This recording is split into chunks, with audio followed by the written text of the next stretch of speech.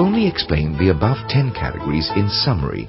Now I will explain each in detail and example. What is meant by supporting the practice of kindness? In the Yuan Dynasty, there once was an emperor by the name of Shun. One day, before he became emperor, Shun was watching some fishermen on Lake Leizi. He noticed that all the younger and stronger fishermen took the spots where the water was deep and the fish were abundant, while the older and weaker fishermen were left with the rapids and shallow water where there were very few fish. When Shun saw this situation, he felt sympathy for the older and weaker fishermen and thought of a way to turn the situation around. He decided to join in the fishing party to set an example for the others. Whenever he saw fishermen plunder good fishing spots, he would conceal their faults and never even spoke of their selfishness. When he saw those who were humble and yielding, he praised them everywhere he went and even followed their humble and polite ways. Shun stayed and fished like this for a whole year, until the other fishermen got into the habit of yielding good fishing spots to others. This story of Shun is only an example to show how a person influences others through his actions and not through his speech. It is not meant to encourage people to fish, because fishing is an act of killing. Please refrain from sports which take the lives of others. A wise and intelligent man such as Shun could have easily influenced others with a few words of advice. Why didn't he just say something instead of personally joining the gathering? You should understand that Shun didn't want to use words, but preferred to set an example for others through his actions. Shun wanted those fishermen to feel ashamed of their own selfish behavior and change on their own accord. This really shows how deep and sincere Shun's wish was for others to practice kindness. In today's era of low morality, social breakdown and loss of proper thinking, it is most difficult to find a good standard of behavior. Therefore, when those around us have shortcomings, we should not use our good points to highlight their deficiencies. When the other person is unkind, we should not use our kindness to measure or compare ourselves to them. When others are not as capable as we are, we should not purposely surpass them with our abilities. Even when we are intelligent and competent, these skills should be kept hidden and not boasted of. Instead, we should behave even more humbly than ever. We should look upon our skills and abilities as unimportant, false and unreal. When someone makes a mistake, we should tolerate it and conceal it, giving them a chance to reform without losing their self-respect. When we let the person keep his dignity, he will be even more careful of his actions in the future. When we see strengths and kindness in others, we should learn from them, praise them, and make their goodness known to others. In daily life, we should refrain from speaking and acting with selfish intentions, but instead seek to benefit society and the public. We can make beneficial laws and regulations for the public to follow. These are the qualities of a great man, since he thinks of the public welfare as more important than his own. What is meant by harboring love and respect for others? Sometimes it is hard to tell from appearance whether a person is a gentleman or a scoundrel, since scoundrels can pretend to be gentlemen. The difference lies in their intentions. A gentleman's intentions are good, and a scoundrel's intentions are wicked. There is a great distance between the two, and they are as different as black and white. Mencius has said, "The difference between gentlemen and common people lies in their intentions." A gentleman's heart is only filled with love and respect for others. There are thousands of different types of people in this world, some close to us, some strangers, some in high class and some in low, some smart while others are not, and some virtuous and some sinful, but nevertheless, they are our fellow mankind. They are like us, alive in flesh and blood, and they have feelings. There isn't a single person whom I should hate and disrespect. When your hearts are full of love and respect for others, it is the same as if your heart is full of love and respect for the saints and sages. When you understand others, it is the same as if you understand the saints and sages. Why? Because all the saints and sages want the people on this earth to lead happy and productive lives. Therefore, if we can love and respect people and make them peaceful and happy, we are doing the job of a saint or sage.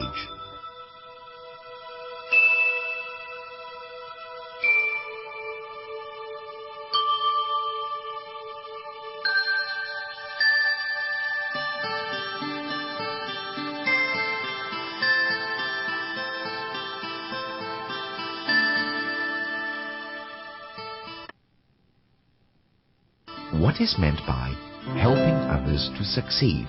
If we cast away raw jade, then this stone would be like any other worthless stone. But if we were to carve and polish it, it could be transformed into a priceless jewel. It is the same with people. A person needs to be taught and guided, just as a jade needs to be carved and polished. When we see someone whom we feel has good potentials doing a good deed or working towards a proper goal, we should guide, support, praise and encourage him, helping him succeed in his endeavors. If he is ever wrongly accused by another, you should try to clear his name and share his burden of slander. Only when you have helped him stand on his feet and be a part of good society would you have fulfilled your share of responsibility in helping others to succeed. Most people dislike those who are different from them, such as a scoundrel versus a gentleman, and a bad person versus a good person. In villages, there are usually more bad people than virtuous ones. Since there are always more bad people around, a good person is often taken advantage of. Therefore, a good person often has a hard time standing on his own. Frankness and modesty are the usual characteristics of good people. They do not care much for their appearance. On the other hand, an average uneducated person often only pays attention to another's outer appearance. They like to gossip and make accusations, so striving to do good turns out to be quite a challenge. A good person can easily be wrongly accused. When this happens, it is entirely up to the goodness and virtue of an elder to correct the actions of those who are bad and guide them back to the right track. It is also up to these elders to protect and help those who are good and need to stand on their own. The highest merit is achieved by those who can preserve good and rid evil. What is meant by persuading others to practice kindness? As humans, we all have a conscience, but chasing after wealth and fame has kept us constantly busy and forgetful of our good conscience. We have become willing to stoop very low as long as there is something to be gained from it. When a friend is about to ignore his good conscience to do something unworthy, we must remind and warn him, hoping to wake him from his muddled state of mind. It is like waking up someone when they're having a nightmare. It is up to us to shake them into reality. When a person is undergoing a long spell of depression, we have to pull him out of it and help him clear his mind. You are most virtuous if you can treat your friends with such kindness. A scholar named Han once said, By word of mouth, one can only persuade and influence another momentarily. It is easily forgotten with the passing of time and events. No one else would have heard what you have said. If you can persuade and influence others through written works, your words can be passed on for hundreds of generations around the world. Therefore, writing to promote virtue is an act of great speech, and is a most virtuous deed. Here we talked about how we can persuade others by word of mouth and by writing books to promote virtue.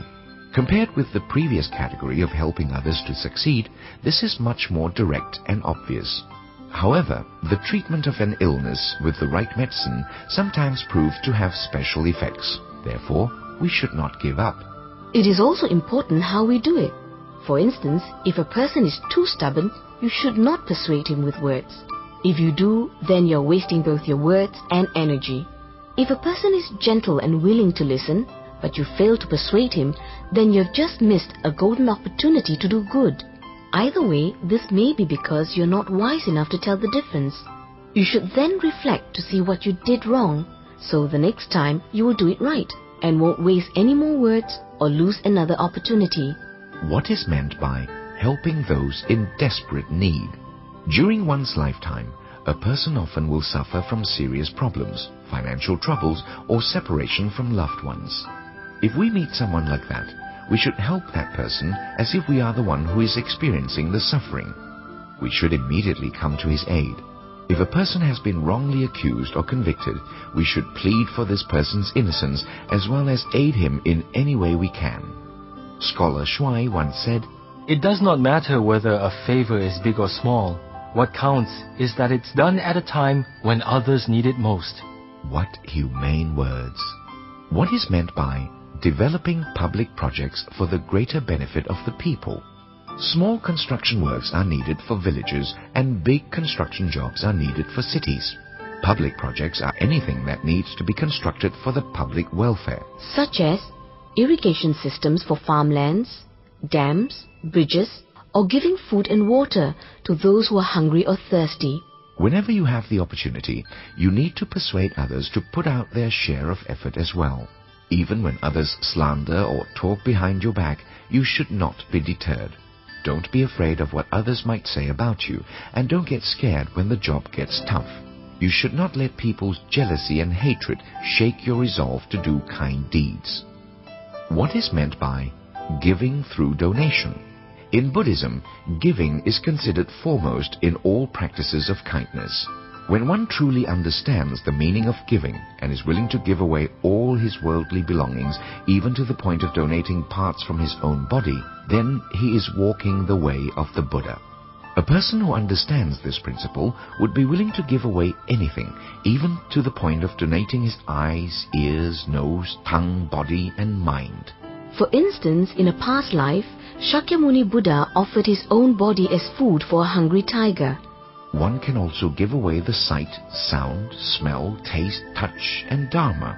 There is nothing a person cannot give away if he or she is willing. If a person can do this, then he is on his way to gaining purity of mind and body. He will have no worries or afflictions, just like the Buddha. When we find ourselves unable to give away everything, we can start by donating money. Worldly people treat their clothing and food as dearly as their lives. Therefore, monetary donation is most important for them. When we practice giving without hesitation, we can cure stinginess and at the same time help others in need.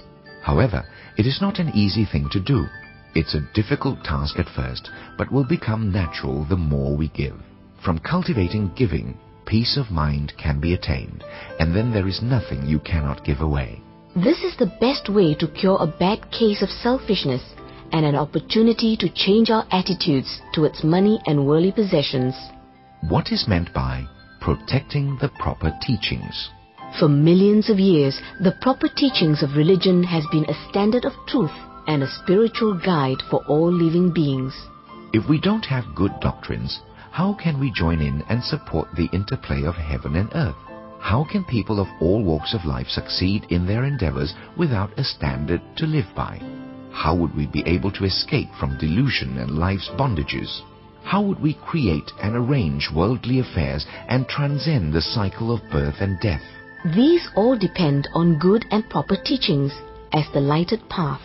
Therefore, whenever you see temples, memorials of past saints or sages, pictures of sages or Buddhist texts, you should be respectful. If they are in need of repair, you should repair and put them back in order. We should especially tell people about the teachings of Buddha and widely spread the proper teachings. We should let others know of its value. In this way, we are also showing our gratitude towards the Buddhas and sages. We need to do all we can to make this goal come true. What is meant by respecting our elders? We should make an extra effort in showing our attention and respect towards parents, elder siblings, the governor, our superiors, or any elders of high virtue, prestige, and learning. When taking care of parents at home, we should do it with love in our hearts and a gentle, accommodating appearance. We should not raise our voice, but maintain a peaceful bearing. As we cultivate these virtues, they will become a part of us, and we will change into a mild-mannered person. This is the way we can touch the hearts of heaven and evoke a response. When carrying out deeds for our superiors or the government, we should follow the rules even when we aren't obliged to. We shouldn't try to slack off just because our superiors don't know what we are doing. Before we convict someone of a crime, regardless of whether the crime is serious or not, we should investigate carefully and handle the case with justice. We should not abuse the power and rights given to us by our superiors. When you face the emperor, you should respect him with the same respect as if you were facing the heavens. This is the correct behavior handed down from our ancestors. It has a direct and important effect on your hidden goodness. Look at all the families who practice loyalty and filial piety. Their descendants prosper for a long time and have bright futures. Therefore, we should follow their example and practice with caution. What is meant by loving and cherishing all living things? We should know that a heart of compassion is what makes a man. Mencius once said, A man is not human if he does not feel compassion. A person in search of the virtue of mercy and kindness looks out for his heart of compassion. A person who wants to accumulate merits also cultivates a compassionate heart. A person with compassion is a kind, virtuous and merciful person, while one without compassion for others is unkind and without morals. It's stated in the Ethical Code of the Chu Dynasty, In January, when most animals are bearing young, female species are not to be used for sacrificial purposes. Mencius once said, A gentleman will not live near the kitchen. This is to protect a compassionate heart, since a lot of slaughtering is done in the kitchen. Therefore, our forefathers did not eat meat under 4 circumstances. First is, if they heard the killing. Second is, if they saw the killing. Third is, if the animal was raised by them. And fourth is, if the animal was killed for their sake. If you are not vegetarian but wish to cultivate compassion, then you can learn from our ancestors by eating less meat. According to the Buddha's teachings, living beings are born as animals as a result of having accumulated bad karma in their previous lives. After they pay their dues in retribution, they can be born as humans again.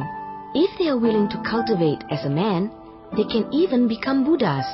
The meat I eat today may be the flesh of a future Buddha. An animal we see today may have been a man in his previous life.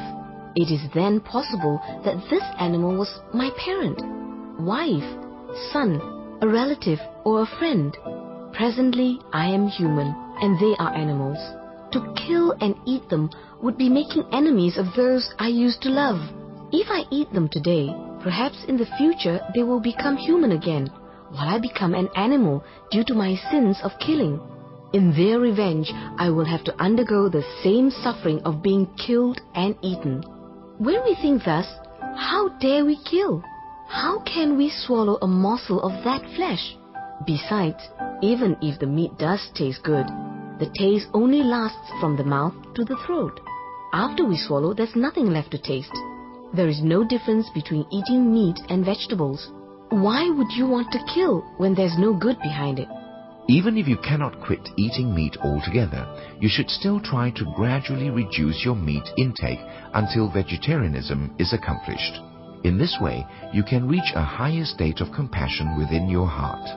We should refrain from killing any living creature, even insects. Man makes silk from the cocoons of silkworms.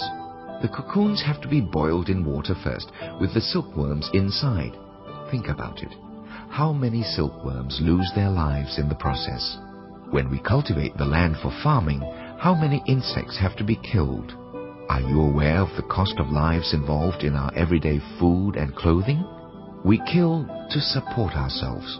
Therefore, we should be conservative and cherish the food and clothing we have. To waste them would create the same sin as killing. How often have we unknowingly harmed or stepped on a living creature?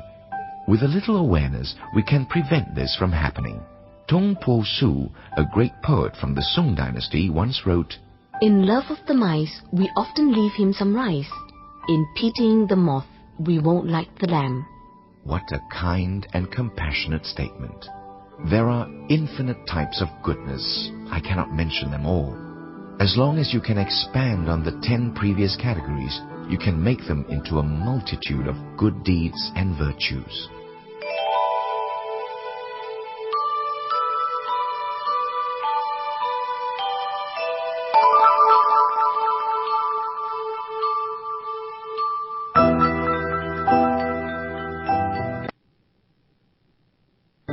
Fourth lesson, the benefit of the virtue of humility.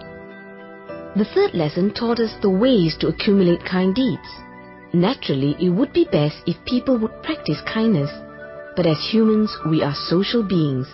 It is impossible not to come in contact with others in society. Therefore, it is important to know the ways to improve our persons in dealing with others. The best way to do this is to follow the virtue of humility. A humble person in society receives support and trust from the general public. If a person understands the virtue of humility, he is the person who also understands the importance of constant self-improvement. This constant self-improvement not only includes the search for higher knowledge, but also encompasses the need to be more humane, to perform better in daily duties, and to improve communication with friends. Many benefits and rewards result from behaving with an understanding of humility. This lesson focuses on the benefits of virtue and humility proven by Liao-Fan's own experiences. You will greatly benefit if you can thoroughly contemplate and understand these teachings. In the I Ching Book of Change, the hexagram of humility stated, "The law of heaven takes from those who are arrogant and benefits those who are humble. The law of earth will not allow those who are conceited or self-content to always remain that way, but will bring change upon them. The humble will not wither, but shall be replenished, just as flowing water fills up lower places on the ground as it passes by. The law of spirits and gods bring harm to those who are arrogant and fortune to those who are humble. Even the laws of men despise the arrogant and like the humble." Therefore, heaven, earth, spirits, gods, and people all prefer humility over arrogance. In the I Ching Book of Change, the 64 hexagrams talk about the constant changes and interactions of heaven and earth, yin and yang. The book teaches a person how to become more humane. Every hexagram contains both good and bad outcomes. The bad outcomes of a hexagram warn people to stop doing evil and to practice kind deeds. The good outcomes of a hexagram encourages people to diligently improve themselves and strive to be better. Only the humility hexagram contains all good outcomes and no bad outcomes. The Chinese Book of History has also said, "A person's arrogance will bring him harm, and his humbleness will bring him benefit." I often went to take the exams accompanied by others, and every time I would meet scholars who were very poor, I noticed that before they succeeded in passing the exams and became prosperous, their faces showed such humility, peace, and harmony that I felt I could almost hold that quality in my hands. Several years ago, I took my imperial exam in Beijing. Among the 10 applicants from my village, Qing Yuding was the youngest and extremely humble. I told one of the applicants, Jin Po Fei, that this young man would definitely pass the exam this year. Jin Po Fei asked, "How can you tell?" I said, "Only those who are humble are qualified to receive fortune." My friend, look at the 10 of us. Is there anyone as honest, generous, and never tries to come in first as Qing Yu? Do you see anyone who is always respectful, tolerant, careful, and humble like Qing Yu? Do you see anyone like Qing Yu who, when he is insulted, does not talk back, or who, when he is slandered, does not argue? Any person who can achieve such a level of humility will receive protection from the heaven, earth, and spirits. There is no reason he will not become prosperous. Sure enough, when the test results came out, Qing Yuding passed. One year in Beijing, I was staying with my childhood friend Kai Zifeng. I noticed that he always carried himself in a humble way and had a kind and accommodating appearance. He was not a bit arrogant, which was an immense change from his childhood ways. Kaizi had a friend named Ji Yan Li who was straightforward and honest. Ji Yan often scolded him on his mistakes, but Kaizi always accepted the accusations calmly without talking back. I told him, just as there are signs which warn of coming misfortune, we can see that prosperity comes to those who have cultivated the cause for it. Heaven will help those whose hearts are humble. You, my friend, will definitely pass the imperial examination this year. Later on, he indeed passed the exam. There was a young man from Santong Province named Yu Fengzhou who passed the first level of imperial examinations before he was even 20. Unfortunately, try as he might, he could not pass the succeeding exams. When his father was moved to another post in the government, Yu Feng went with him and came to greatly admire a well-known scholar in that village named Ming Wu-Qian. Yu Feng brought his own essays to see this man. He had no idea that Mr. Qian would pick up his calligraphy brush and blot out his entire essay. Not only was Yu Feng not angry, he sincerely accepted all of Mr. Qian's corrections and immediately changed his paper accordingly. A young man who could be that humble and showed such willingness to improve himself was very rare indeed. The following year, Yu Feng passed the imperial examination.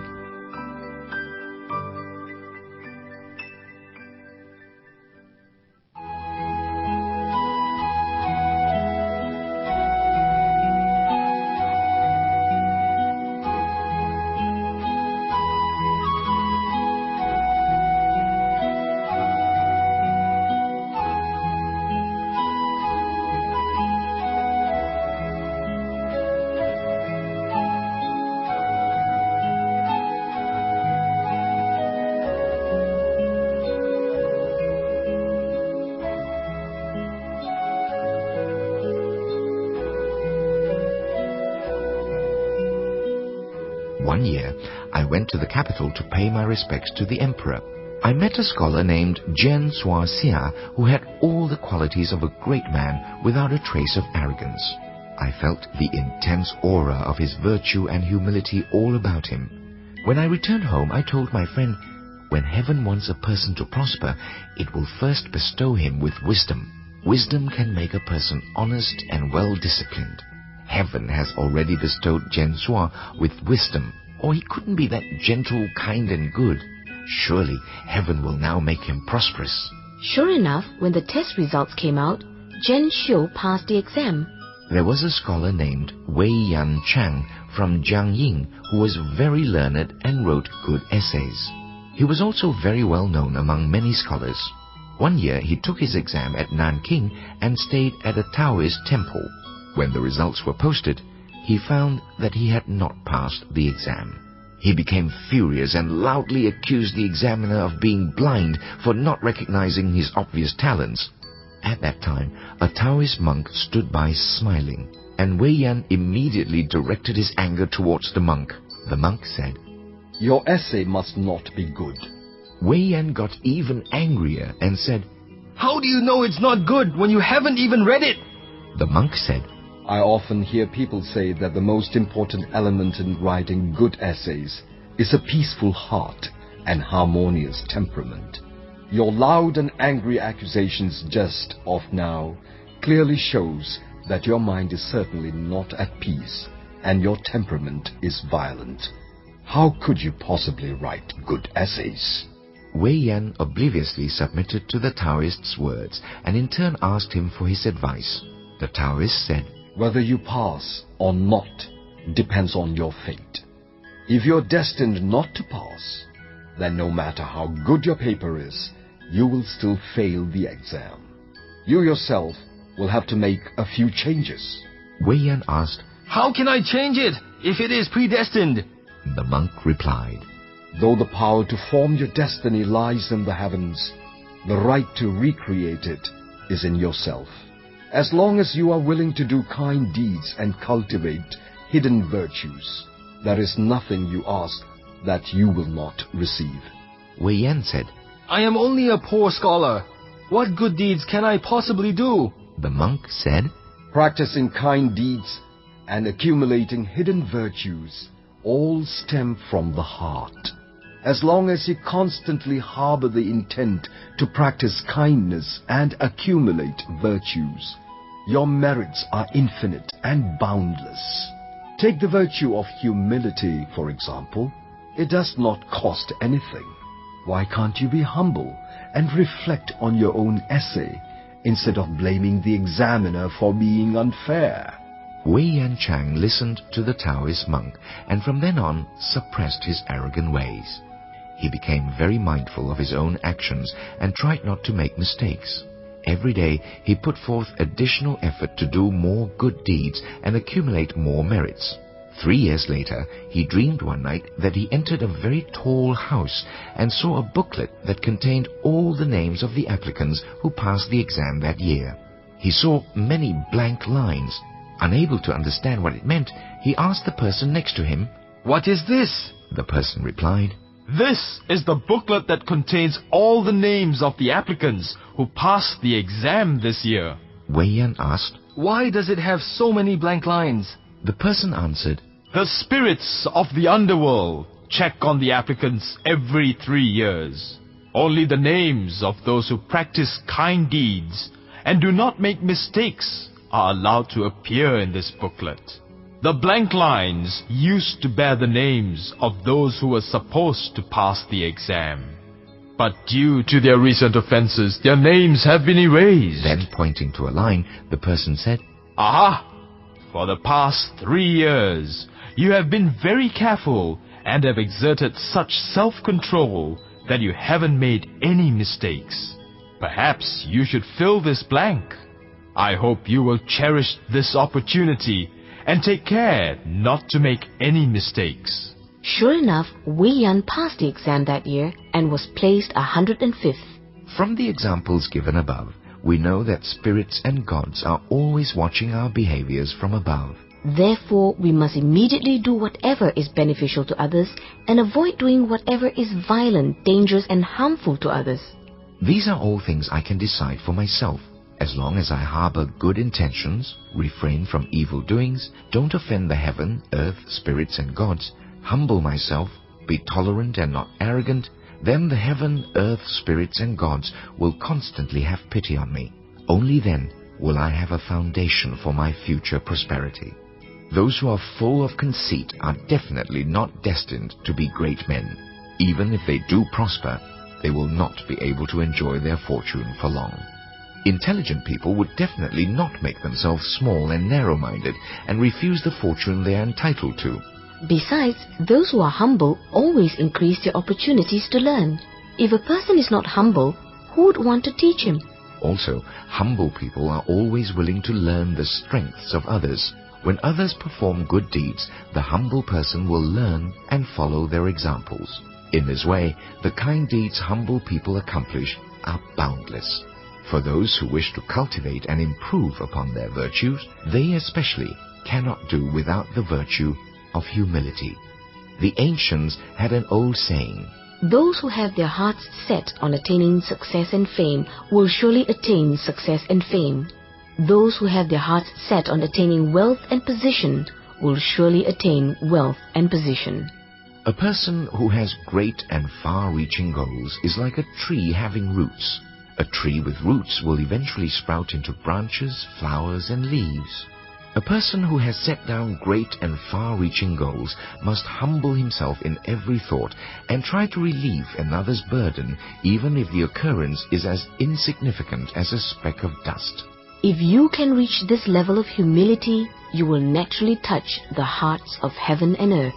Furthermore, I am the creator of my own prosperity.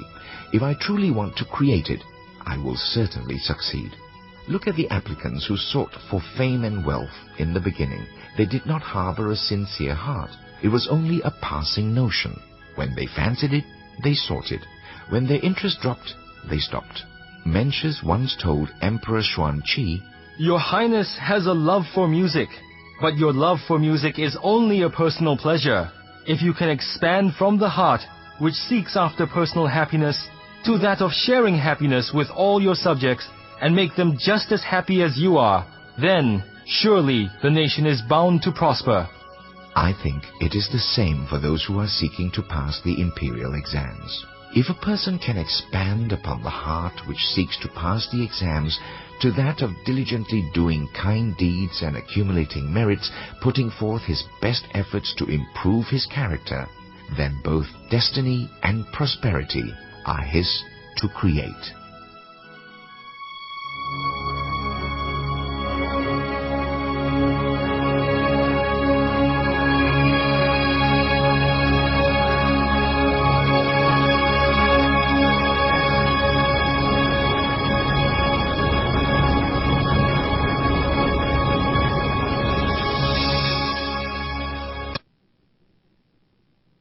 Dear listeners and friends, we hope you have benefited from listening to Liao-Fan's 4 lessons and will acquire the same spirit in creating your own destiny.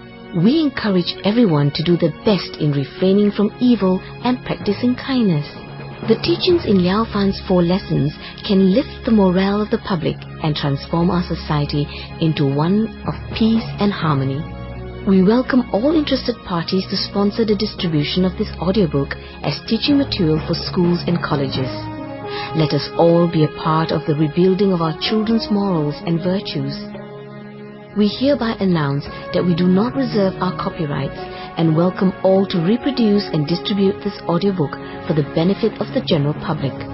Here at the foundation of Liao-Fan's 4 lessons, our goal is to promote the study and practice of these teachings worldwide. Therefore, we will have editions of this book in English, etc. Through understanding and practicing these teachings, world peace is possible. We welcome your comments, support and sponsorship. Thank you very much.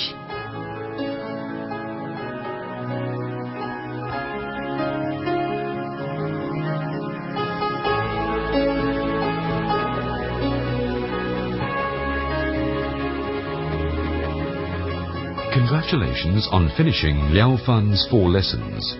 Hopefully, it has awakened feelings of joy and virtue in your heart. The primary teaching of Liao-Fan is the accumulating of merit. There is a saying in China, A person with virtue will keep his accumulated merit, while a person without virtue will lose it. the survival and prosperity of the individual, the community and the nation is closely related to the merits generated by all members of the society. It is also said in China, Those who do not understand the principles of nature or the law of cause and effect will not grow in virtue. the 10 principal virtues are generosity, morality, renunciation, wisdom, effort, patience, truthfulness, determination, loving kindness, and equanimity. In modern society, there are severe problems. Hence, we must begin a process of purification of the hearts and minds of the individual members of society. We emphatically believe that the teachings of Liao-Fan can stabilize the social order and purify people's minds. It is our great hope that the social elites and the public functionaries will promote the Liao-Fan's 4 lessons throughout the world. These tapes and books have been translated, published and distributed by the Foundation of Liao-Fan's 4 lessons. The Foundation's goal is the widest possible spreading of Liao-Fan's teaching, and hence there are no copyright restrictions. We welcome all interested parties to reproduce and disseminate Liao-Fan's 4 lessons free of charge. A Chinese version is also available. We believe this will have a broad and deep influence on the growth of world peace. The funding of these books and tapes comes from private donations. The donation for the awakening of mankind is the highest donation.